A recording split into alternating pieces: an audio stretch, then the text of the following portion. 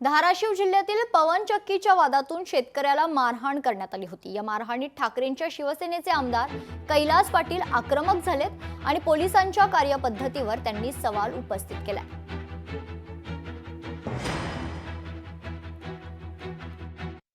ज्या खासगी सुरक्षा रक्षकांनी ज्या पोलिसांनी त्याला मारहाण केली त्या पोलिसांवर किंवा खासगी सुरक्षा रक्षकावर कारवाई करायची सोडून त्या शेतकऱ्यांना त्यांच्या जवळच्या नातेवाईकांना पोलीस स्टेशनमध्ये रात्री 1:30 वाजेपर्यंत डांबून ठेवायचं आणि त्या दरम्यान त्या पवनचक्कीचं काम जे टॉवरची लाईन ओढायचं काम होतं ते पूर्ण करून घ्यायचं। हे पोलीस काम कोणासाठी करतायत? मुख्यमंत्र्यांनी याचं उत्तर द्यावं।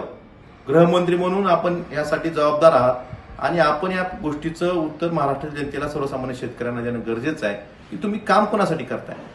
रजाकार आणि आताचे काही पोलीस अधिकारी ह्या ज्या कार्यपद्धतीमध्ये काही बदल नाही। तर माझी मुख्यमंत्री महोदयांना एवढीच विनंती आहे की अशा दोषी अधिकाऱ्यावर आपण कारवाई करावी आणि शेतकऱ्यांना न्याय मिळवून द्यावा। लोकशाही मराठी ऐका, पहा, जागरूक रहा।